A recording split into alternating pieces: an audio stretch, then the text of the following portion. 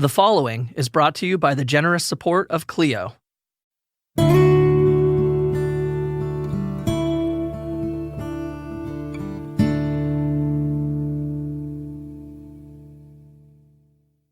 Probably the most prolific example of well-entrenched junk science is shaken baby syndrome. Not only did it attract widespread support from law enforcement, but it also misled the entire medical profession. It was based on faulty studies that were not properly tested for causation. And unfortunately, those studies set the stage for a vicious cycle of circular logic that set the perfect trap for the innocent. But the worst part, everyone involved thought they were doing the right thing. My name is Michael Semanchik, and you're listening to Junk Science, Shaken Baby Syndrome. For those unfamiliar, back in the 1980s and 90s, there was a widespread belief that many infants and small children were being violently shaken to death when their frustrated parents lost their tempers. A key part of the theory was that this type of abuse caused unique injuries, and whenever those telltale injuries were seen, an immediate suspicion fell upon parents or caregivers. Obviously, the death of children invokes visceral emotions in our society, and so when one of these cases made the news, it created a huge media fervor. As time went on, an industry grew up around education and prevention of shaken baby syndrome. There were nationwide media campaigns warning against the dangers of shaking a baby. Medical schools taught their students about it. Law enforcement learned how to investigate it. Shaken baby syndrome quickly achieved solid and seemingly unchallengeable validity. But there was one huge problem. Those telltale injuries were not unique to shaken baby syndrome, and unfortunately, many innocent people went to prison for murders they did not commit. If you heard Zavion's story from an earlier episode, you know how difficult one of these cases can be for a defense team. This will be one of our most important episodes. The issues surrounding shaken baby syndrome are very complex. It's 100% true that violently shaking an infant can cause irreversible injury or death. The problem for law enforcement is proving that's what actually happened. Just because a child dies with certain injuries does not automatically mean their parents abused them. But it also doesn't mean they didn't. So what is law enforcement supposed to do with that? I talked with Katherine Bonaguidi about this. She used to be a staff attorney at the California Innocence Project, but today she works as a San Diego County public defender. She is nationally recognized for her expertise in shaken baby syndrome. Here she is helping us navigate through the complexities.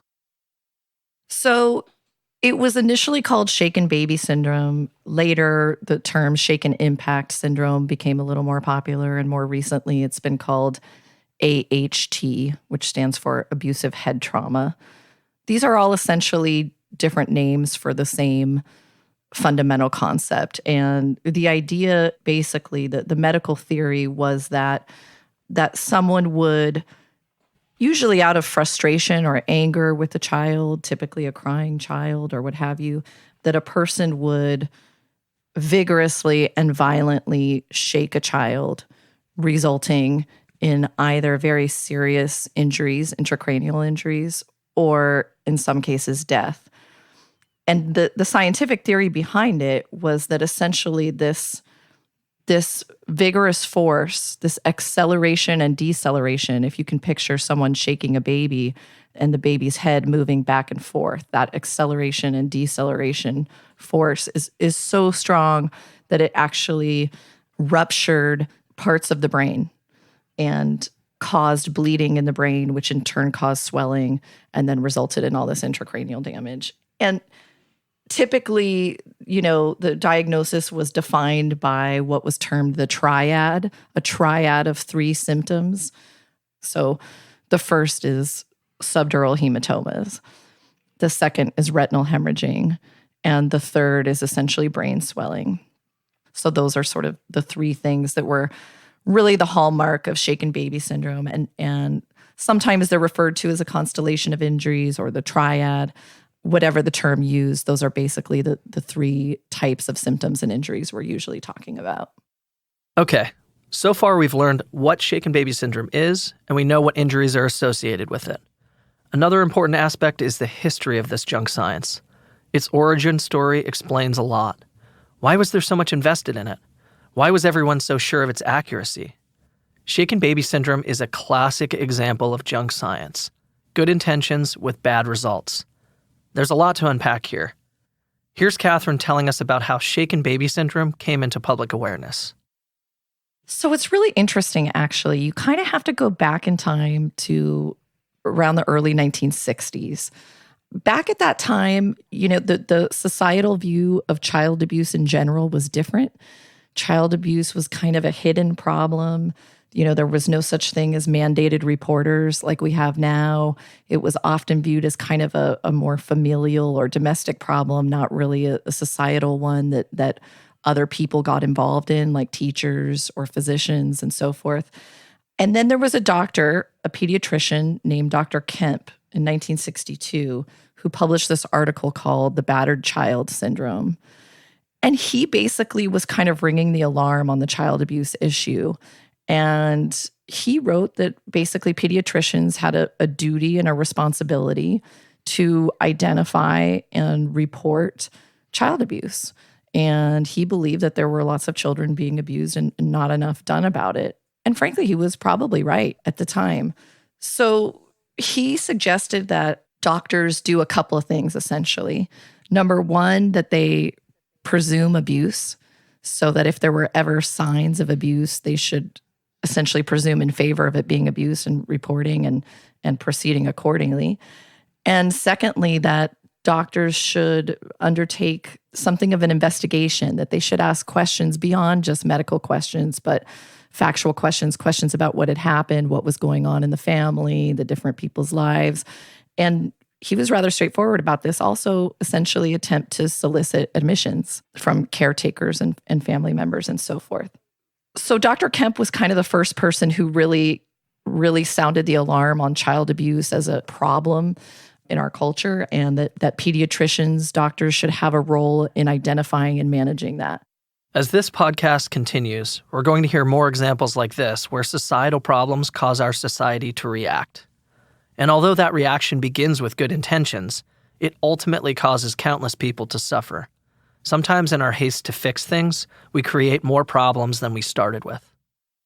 Then in time, a few years later in the late 60s comes a neurosurgeon named Dr. Ayub Omaya, and he's doing research on whiplash injuries, how people are injured as a result of car accidents, what happens to human necks as a result of car accidents is what he's looking at and wanting to know about.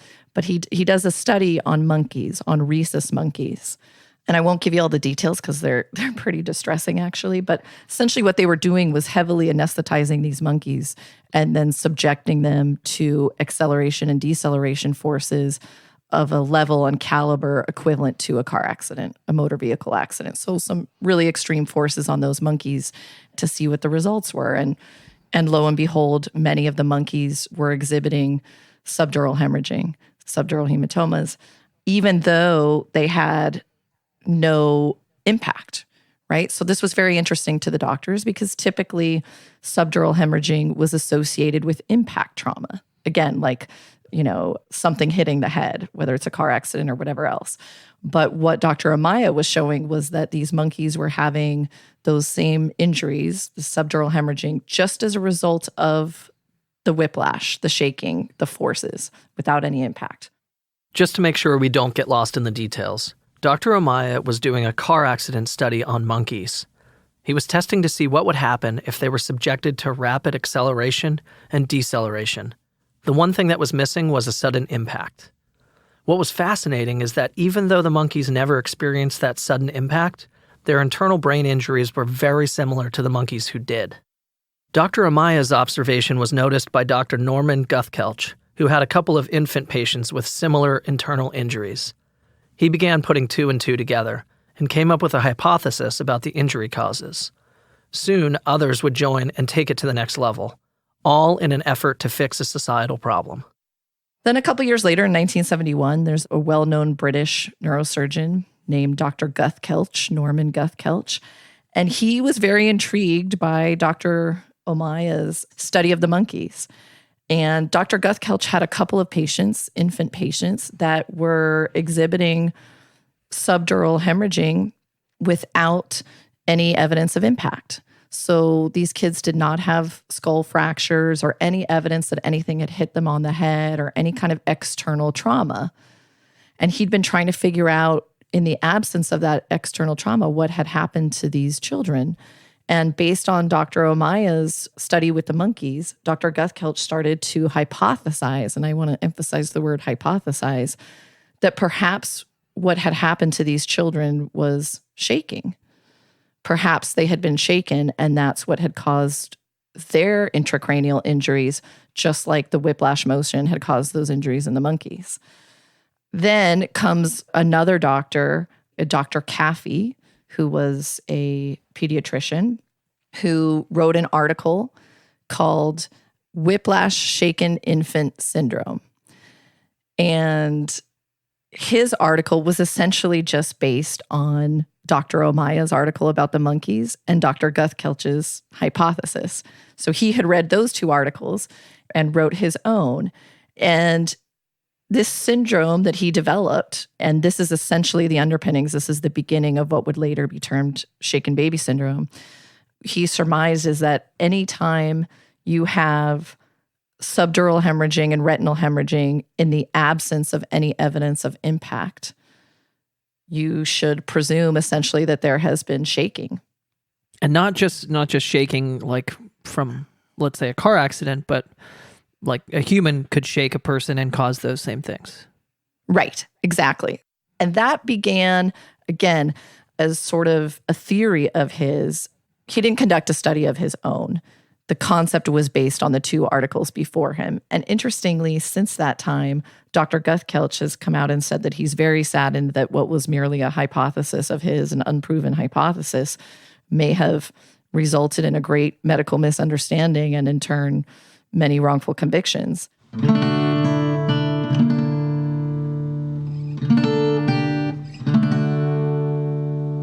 Just to summarize and catch us all up, shaken baby syndrome started as an unproven hypothesis. What is so scary is how it gained nationwide acceptance in the medical profession without actually being tested. Doctor after doctor simply assumed its validity. Articles were written about it. Medical students learned about it. There were public service announcements about it. The more people talked about shaken baby syndrome, the more they believed in it. Even the main pillars of the medical profession were in total support of the theory. As a result, shaken baby syndrome cases became notoriously difficult for defense attorneys. After all, most people trust their doctors, and for good reason. But truth be told, doctors are human and can make mistakes just like the rest of us. Unfortunately, the juries were not in a good position to push back. The apparent expertise of doctors essentially prescribed a decision to the jury through a medical diagnosis. What is a medical diagnosis? Katherine coined this term. Here's more from her. The term a medical diagnosis is just that, a combination of a medical theory and a legal one. So let me back up a little bit. By the time the SBS theory had been the common understanding in the medical community, doctors were coming into court in the context of criminal prosecutions and also family law, where there were efforts being made to take children away from their parents. The doctors were coming in and testifying unconditionally that these injuries were the result of abuse.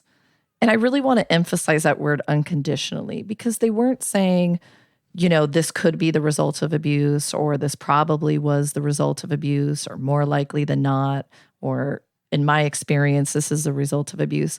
They were essentially saying there is no other explanation for these injuries besides abuse. And sometimes they would follow it up with the only other possible explanation for these injuries besides abuse would be a gross motor vehicle accident or a child falling out of a window from several stories high. Those are the only other two scenarios where injuries like these would result. This part is terrifying. What scares me specifically is that doctors are at their core scientists. They are taught to question. They are taught to test and challenge theories. Western medicine depends on this lifelong student philosophy, and yet with shaken baby syndrome, the conclusions were so reflexive and automatic. Given the amount of trust we put in our doctors, a word or belief from them goes a long way, and that can spell doom for an innocent person wrongfully caught up in our criminal justice system. So basically, the doctors are telling juries, yeah, if you don't have evidence that this kid fell out of a window or was in a horrific auto accident, then I'm telling you this child was abused, and I'm telling you the person sitting at the defense table is the person who did it. So let me come back to what I term this sort of medical diagnosis of murder, essentially. And the reason that is because the shaken baby syndrome cases became real slam dunks for prosecutors, easy convictions for prosecutors. And here's why. Because the syndrome itself established all the elements that the prosecutor needed to prove up. The doctors are saying, when you see the triad, when you see subdural hemorrhages, retinal hemorrhages, and brain swelling, that means there was abuse, and it means this person sitting at the table did it. Here's why. Number one, we know the manner of death, the mechanism of death. Okay, so they're testifying to the jury that it's shaking. No room for reasonable doubt there. Something that's easy then for the prosecutor to prove up.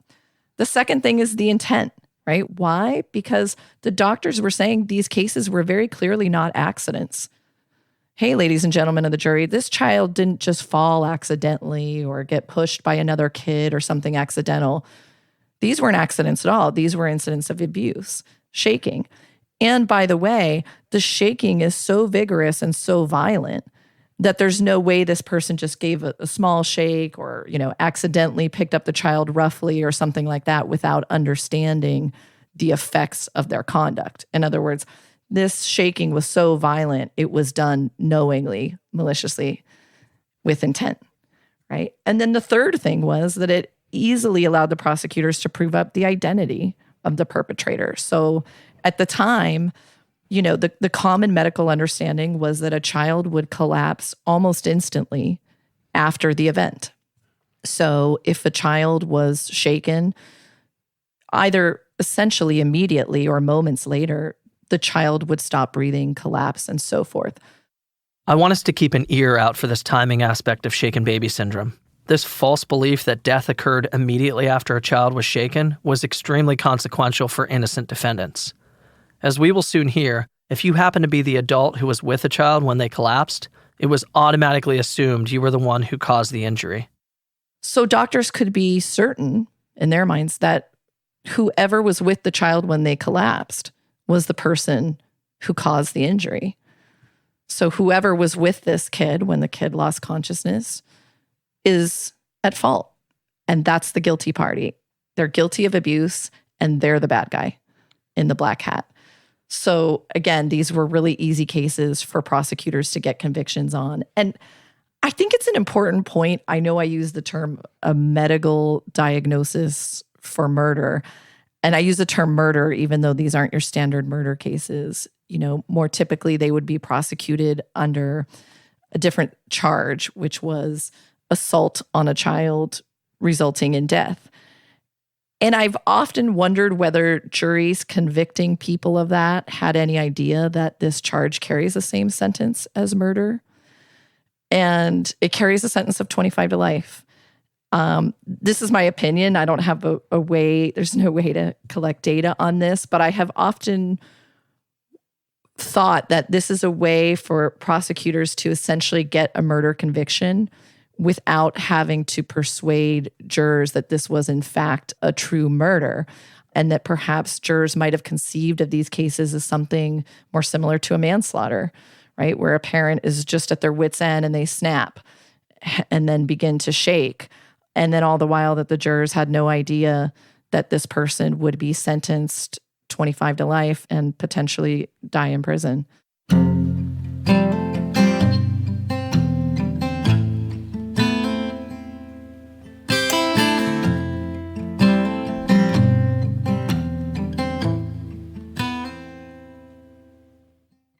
Although the medical studies supporting shaken baby syndrome were fundamentally flawed, it did not stop junk science from taking root. And it's easy to see why. Everyone thought they were doing the right thing. Doctors were just using their education to help. Law enforcement believed they were getting another abuser off the street. The desire to help children outpaced the truth. This was a major blind spot, and it led to needless suffering. At the root of the problem is how the scientific studies were set up to support a result rather than actually test it. These flawed follow-up studies reinforce the original incorrect assumptions. Katherine walks us through how the experts got this so wrong. Yeah, so I get asked this a lot, and I think it's a really important point to make because most doctors who go into the work they do are intending to help people. They're not lying. They're only talking about what they have learned and what they have been taught. And I think their hearts are in the right place and they're trying to help children. So I think that's an important point to establish that, it's easy to malign what other people have said or done. But I think the majority of physicians who testified in this case were testifying to what they were taught in medical school. So there were a lot of studies, but the studies were no good. Let me tell you why. First of all, I think it goes without saying that there could never be classical studies done, normal scientific studies done on children for obvious reasons, obvious ethical reasons that prevent people from experimenting on children. So that goes without saying. But the other problem is that most of these studies that existed were essentially establishing an association between child abuse and these particular injuries, the triad injuries, rather than a causational relationship. You're talking about correlation versus causation. Yeah, exactly. So let me kind of explain what I mean. The studies that existed over a couple of decades basically established that the triad was more associated with abuse than it was with accidental trauma. The studies were establishing that retinal hemorrhages, subdural hemorrhages, and brain swelling, this constellation of injuries, was more associated with abuse than with accidental trauma. But here's the problem. The studies were deeply flawed, and it's a circular reasoning issue. Here's why. The studies were essentially designed, what they were trying to do was look at cases where children had been abused and catalog what the injuries those children were manifesting were. So they were basically surveying data from hospitals and so forth, looking at the kids that had been abused and saying, now, what injuries do these children have and what conclusions can we draw from that? Well, the only problem was that the way they were identifying which kids were the ones who had been abused was because they had certain injuries in the first place. So basically what they were doing was identifying which children had been abused by the fact that they were presenting with the triad symptoms. Then when the researchers would go back and look at the kids who had been categorized as abused, and they would go see what their injuries were, the injuries were always the triad symptoms. So it's obviously a methodological problem, right? You cannot assume in your research a set of circumstances that is the very thing you are trying to test or trying to prove. And that's basically what they were doing in study after study after study. Did you catch all that? It was really subtle, but this part is very important to understand how faulty studies and circular logic sent innocent people to prison.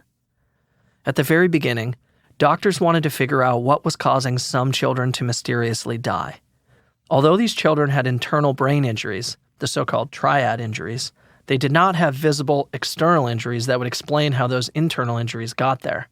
So, the doctors gradually began to theorize, in a series of unproven reports, that violent shaking caused the mysterious deaths. Wanting to protect children from these mysterious deaths, law enforcement studied those early shaken child reports and started training their investigators to look for the triad injuries. When they would find those injuries, they would categorize child abuse as the cause of death. Healthcare professionals were also aware of those early reports, and in similar fashion, they would categorize child abuse as the cause of death. And because of the new reporting guidelines, they were often the ones calling the police when they discovered triad injuries. Years after all of that got started, different groups of doctors and researchers would initiate their own studies regarding child deaths, and they used the information from those police reports and hospital records. Naturally, all of these later studies noticed the same pattern of injuries resulting in the death of a child. Child was shaken, child suffered triad injuries, and then the child died. Over and over, the result was the same. But the problem with those studies is that the doctors incorrectly assumed that both law enforcement and the hospitals accurately identified the causes of death in the first place. As we will soon hear, that assumption was ill-placed because actual causation was never proven from the very beginning. And unfortunately, the misunderstanding kept getting affirmed in this flawed circular logic echo chamber, garbage information in and garbage information out. So what started as a mere hypothesis and some early unproven reports turned into training and follow-up studies that continually reinforced entirely false conclusions about shaken baby syndrome. Everyone meant well. Everyone applied the best information they had at the time, but they all got it wrong. And because it is both immoral and unethical to experiment on children, there was no way to fully test causation. Both law enforcement and the medical profession failed to look at other causes for the triad injuries. As a result, countless innocent parents and caregivers were falsely accused and convicted of child abuse. Here's more from Katherine on how this began to unravel. So it really became no surprise that, retinal hemorrhaging, subdural hemorrhaging became associated with abuse because those were the same kids that it was being determined had been abused. Does that make sense? Yeah, and you're not looking at those kids that had succumbed to some sort of accident, right? I mean, you've totally just eliminated them because they don't fit those same circumstances. Then you're not looking to see where an accident might be the same cause of the same right. And thing. People weren't studying the brains of those kids yet, although they would later, and that kind of comes to an important point in a few minutes. But I think it's important to note that there was a major study done, a comprehensive survey by the Swedish government in 2016, where they basically looked at, they looked at all the metadata, they looked at all these other studies over the decades that had been done on the subject of shaken baby syndrome, shaken impact syndrome, abusive head trauma, all these different names. And they looked at all these studies and they found that all of them, but for two, were deeply flawed and basically of low quality. In other words, essentially no scientific value. So this is the same institution, this governmental agency that hands out the Nobel Prize. This was the most comprehensive study that was ever done, looking at all the different data from different studies across the US and different parts of the world over different time periods and different scenarios. And this is the conclusion they reached, that basically this whole body of research was deeply methodologically flawed, essentially because of problems of circular reasoning and thus of very low scientific quality and value.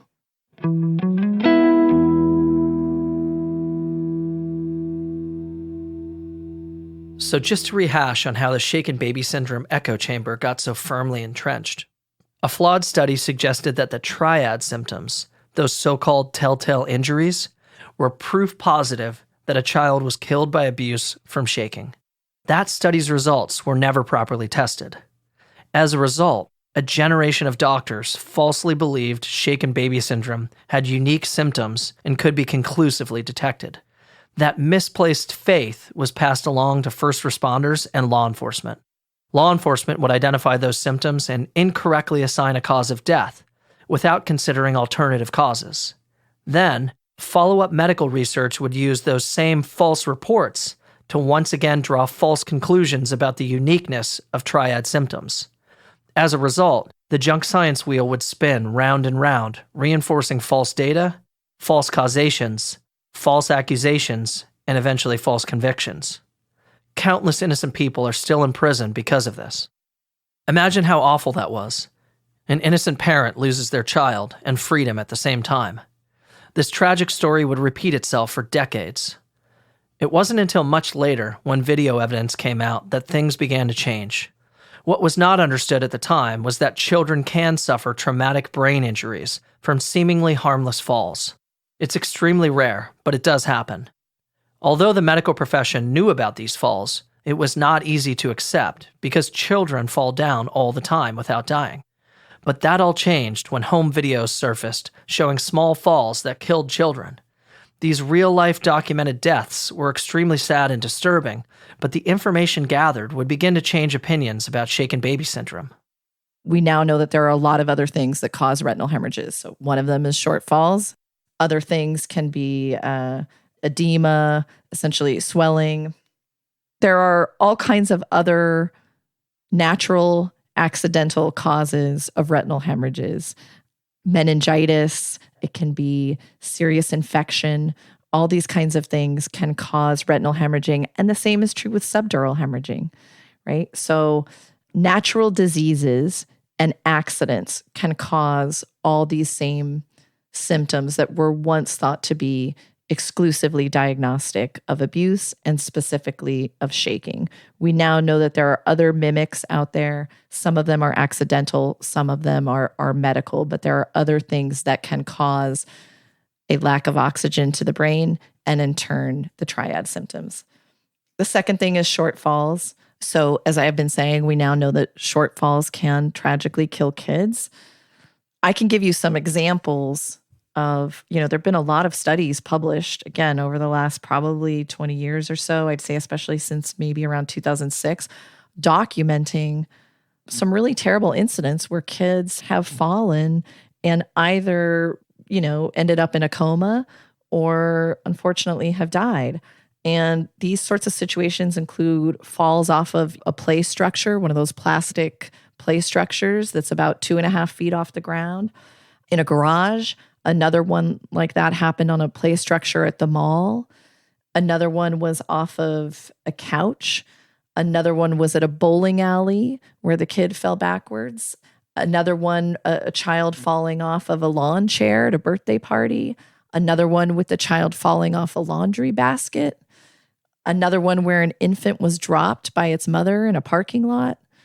There are several instances of cases like these. There have been many. And the ones I'm just describing to you right now are the ones that are documented. That means either they're videotaped or they basically occurred in public or were witnessed by several people. We have no idea how many times things like this have happened in the household where nobody had a video camera rolling or there weren't a bunch of people around.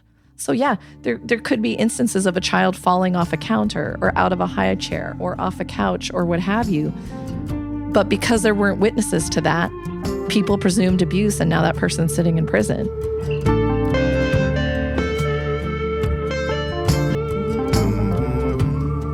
It's awful to think that it took videotaped tragedies to start debunking the flawed use of shaken baby syndrome.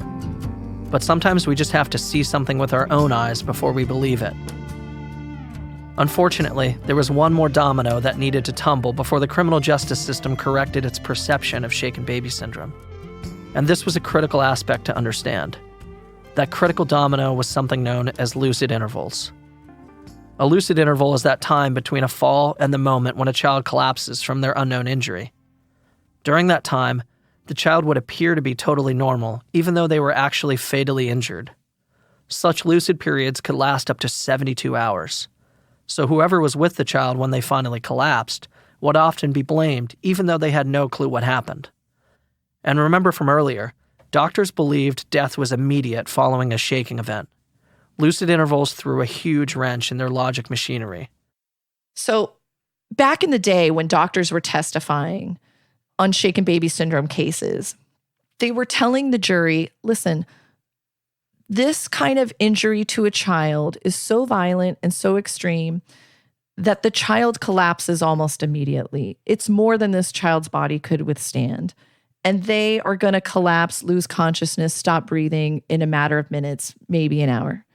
That's basically what doctors were testifying to uniformly across the country in years past. Now we know that lucid intervals can happen. So what are these lucid intervals? They're a period of time in between the injury, whatever it might be, whether it's accidental, abusive, or anything else, between the time of an injury and the time that that child stops breathing or collapses. There's sometimes a period of time during which the child essentially behaves normally. Maybe they cry a little bit, but after an injury or something like that, but they have this window of time sometimes where they might eat, they might talk, they might be a little fussy, but they're essentially normal. They're not losing consciousness. Sometimes they're not even losing their appetites. So there's this whole window of time that is now possible between the moment of an injury and the manifestation of the symptoms. What that means is that you've just dramatically broadened the window of time during which this injury might have occurred.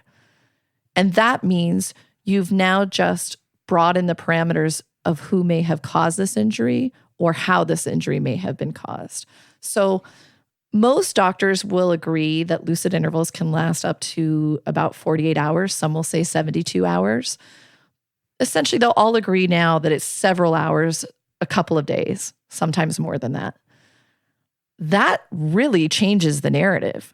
They may have been injured hours earlier or days earlier, which means they might have been injured as a result of an accident or perhaps as a result of abuse. But if it was abuse, we don't necessarily know who perpetrated it, or at least we know it's not necessarily the person that was with the child at the moment they collapsed. So when did we see people actually looking in a different direction other than this assumption or this automatic thought that it had to be shaking and it had to be by the person that was last with the child? So I would say, like anything else, things don't happen overnight, right? There's a shift that begins to happen until it results in a major, what some courts have called the sea change in the science. But in general, I would say that change started around 2001. And it really started, I would say, with a study by Dr. Geddes in the United Kingdom. And she was a British neuropathologist who in 2001 started looking at the actual brains of children who tragically had died. And she started comparing the brains of these different kids. And she compared the information she had about the brains of children who had died as a result of supposed abuse with the brains of the children who had died supposedly of accidents and other things, sometimes natural causes. And she started looking at the brains of all these different children and realizing that essentially the injuries were the same. And what she concluded from that was basically two things. Number one, that these injuries were caused not necessarily by abuse or trauma, but essentially by a lack of oxygen to the brain, so that the subdural hemorrhaging, retinal hemorrhaging is a secondary effect of a lack of oxygen. That is a result of the various things that are going on and the swelling in the brain. There's a lack of oxygenated blood being delivered to the brain. And that's what results in these injuries. Now, a lot of different things could cause that. In other words, those injuries don't require abuse. And more specifically, they don't require that acceleration and deceleration force that was supposedly distinctive of shaking. To the contrary, this lack of oxygen can be caused by a variety of things, whether it's abuse, whether it's accidental trauma, or some natural causes, medical causes. These new studies were a great start, but unfortunately, it would take many more tragedies to reveal flaws with the original studies. It would not happen overnight, but things were beginning to change. The unquestioned faith in shaken baby syndrome would gradually give way to open minds. So the Geddes study really started to change the way these cases were viewed by the medical community, slowly. There was another important study that came out, an article that was published by a pathologist in Minnesota named John Plunkett. And John Plunkett had, sadly, very sadly, a video of a child falling off of a play structure who died not long afterwards. And as tragic as that scenario is and the video was, it was hugely important because now there was documented evidence of a short fall causing the death of a child. Whereas before, doctors had been testifying in court that that was impossible. That could not happen. Now there was video evidence of it. So John Plunkett wrote an article about that. And he started also asking a lot of questions, posing a lot of questions to the medical community about the importance of biomechanics and studying how different forces work in the injury of a child. So by looking at the short fall of which he had the video footage, he started researching what the forces are of falls and how short falls can create just as much or in fact more force than actual shaking could. So he kind of rang the bell to alert everybody to the importance of biomechanics and understanding that, in fact, the forces of a short fall can be just as lethal and, in fact, far more lethal or dangerous to a child than shaking would be.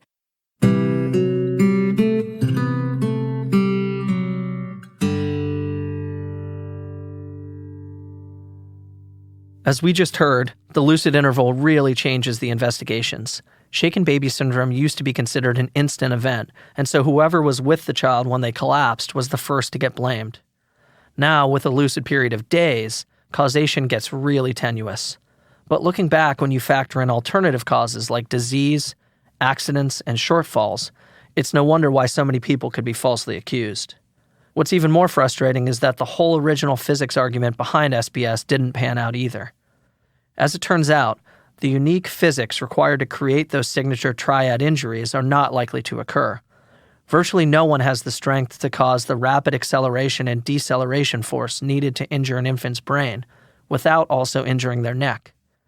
So even if someone actually shook their child to death, there would be neck damage accompanying the head trauma. Here's Katherine and I wrapping this up.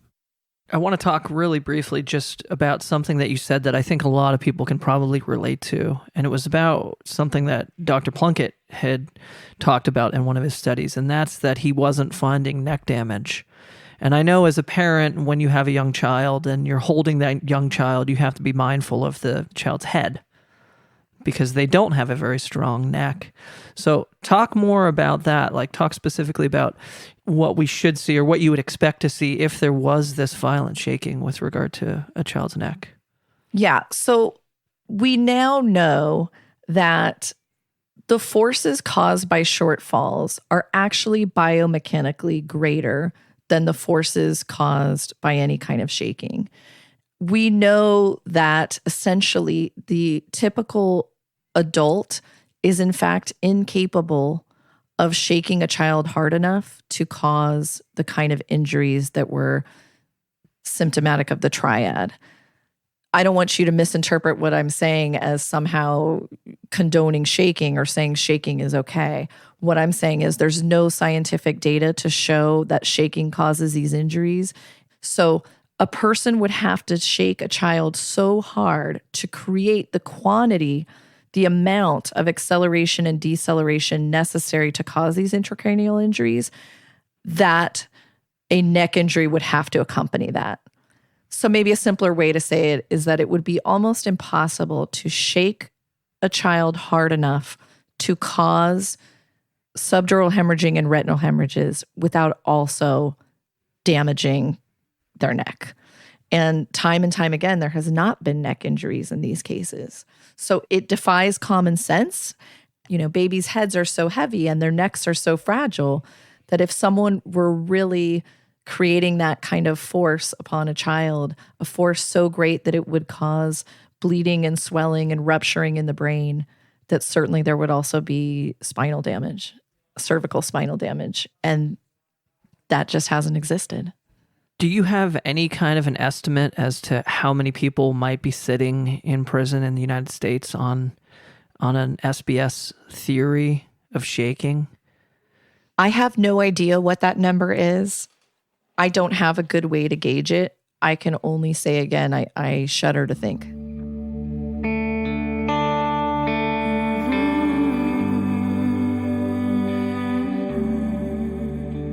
We'll probably never know how many innocent people and their families were impacted by shaken baby syndrome.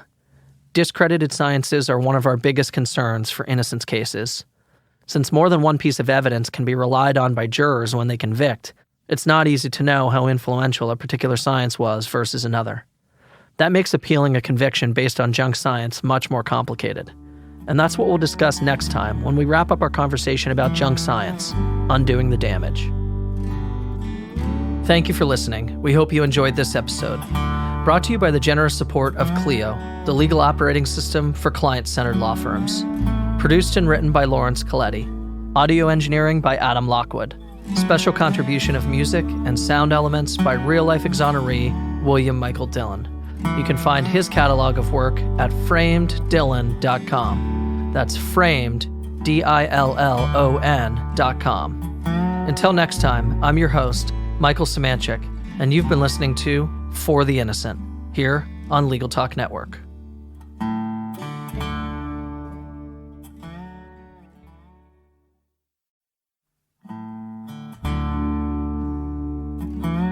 Every year, the California Innocence Project receives thousands of letters from those seeking help with wrongful convictions.